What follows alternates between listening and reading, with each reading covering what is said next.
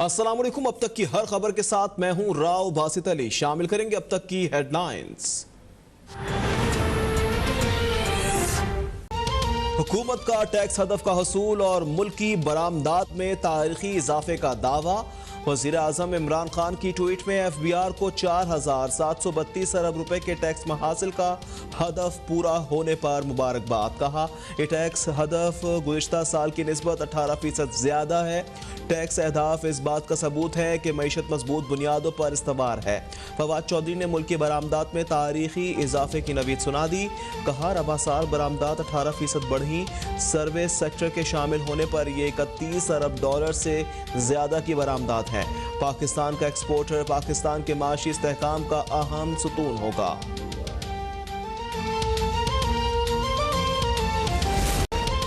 मुल्क में कोरोना से मजीद 24 अफराद जाँ बहक। 1,277 नए मरीजों का इजाफा। मुल्क में कोरोना से अमवात 22,345 हो गई। गुज़िश्ता रोज़ 46,941 टेस्ट किए गए। मस्बत केसेस की शरह 2.7% रही। अमरीका से मॉडर्ना वैक्सीन की 25 लाख खुराकें आज पहुंचने का इम्कान।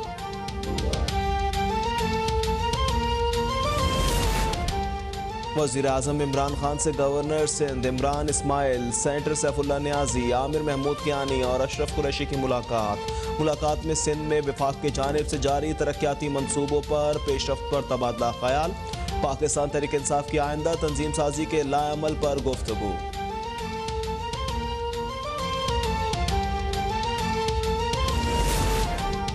गुज़िश्ता माली साल महंगाई अपने भरपूर उरूज पर रही। महंगाई की शरह 8.9% तक पहुंची। इदारा शुमारियात के अदाद शुमार जारी। गुज़िश्ता साल में गंदम 31%, चीनी 23%, चिकन 21% और मूंग की दाल 20% महंगी। अंडों की कीमत 32%, मसाला जात 23% और फलों की कीमतों में 12% इजाफा हुआ।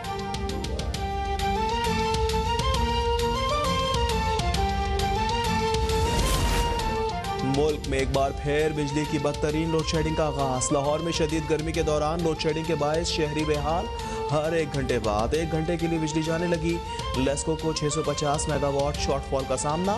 पेशावर में भी 8 घंटे तक बिजली की लोड शेडिंग मामूल बन गई। वफाकी वज़ीर तवानाई हम्माद अजहर ने सूरत हाल में पीर तक बेहतरी आने का दावा कर दिया। कहा कल तक LNG की 70% फराहमी बहाल हो जाएगी। जहाज की तब्दीली का काम बुध 30 जून को कामयाबी से मुकम्मल कर लिया गया है।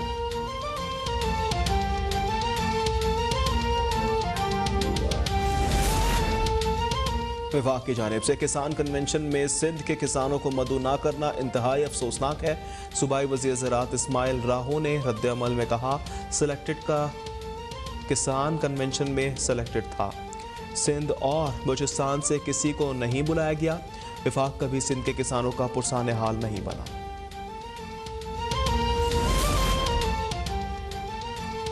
FBR ने बड़े टैक्स चोर रिटेल सेक्टर के खिलाफ घेरा तंग करने का फैसला कर लिया। आइंदा माली साल के दौरान रिटेलर से 100 अरब टैक्स का हदफ मुकर्रर। FBR के मुताबिक ताजरों से इनकम टैक्स की मद में 50 अरब इकट्ठे करने का हदफ। स्टोर्स पर शॉपिंग करने वालों को जनरेटेड पर्ची दी जाएगी। हमारा लीडर अमेरिका के साथ आंखों में आंखें डालकर बात करता है। इमरान खान सिंध के साथ ज्यादती बर्दाश्त नहीं करेंगे। हलीम आदिल शेख की प्रेस कॉन्फ्रेंस। कहा सिंध के साथ ज्यादती हुई तो हम जंग लड़ेंगे।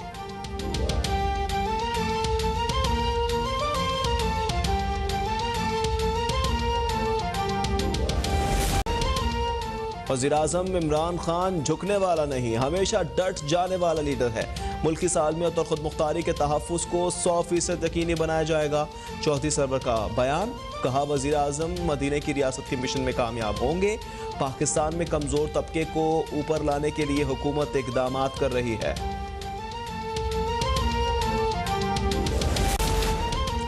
पाकिस्तानी अवाम करप्शन का खात्मा और बदउनवान अनासिर का खात्मा चाहते हैं।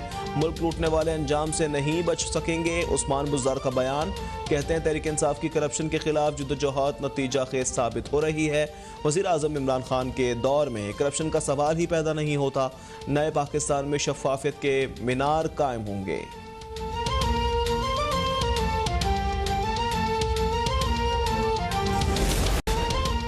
माउंट एवरेस्ट सर करने वाली पहली पाकिस्तानी खातून समीना बेग K2 पर पाकिस्तानी परचम लहराने के लिए पुरज़्म। समीना बेग 8वें रोज टीम के हमरा K2 बेस कैंप पहुंच गई।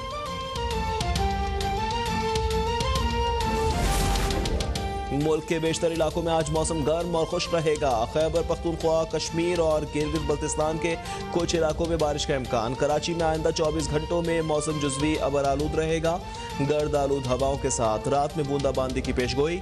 दर्जा हरारत 36 डिग्री तक जा सकता है।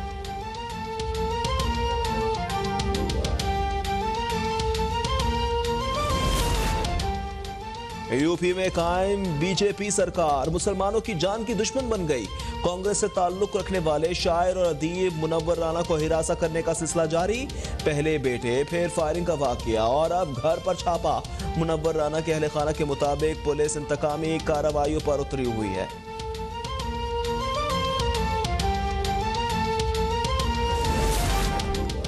पाकिस्तान क्रिकेट बोर्ड ने मेन सेंट्रल कॉन्ट्रैक्ट का ऐलान कर दिया। 3 मुख्तलिफ कैटेगरीज और इमर्जिंग क्रिकेटर्स शामिल।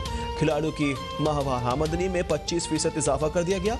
बाबर आजम, हसन अली, मोहम्मद रिजवान और शाहीन शाह अफरीदी कैटेगरी ए में शामिल। अजहर अली, फहीम अशरफ, फखर इमाम, फवाद आलम, शादाब खान और यासिर शाह कैटेगरी बी में शामिल। आबिद अली, इमामुल हक, हारिस रऊफ, मोहम्मद हसनैन, मोहम्मद नवाज, नौमान अली और सरफराज अहमद कैटेगरी सी में शामिल। वेलकम नाज़रीन, हेडलाइंस आपने मुलाजा की। खबरों की तफसील एक ब्रेक के बाद। देखते रहें अब तक।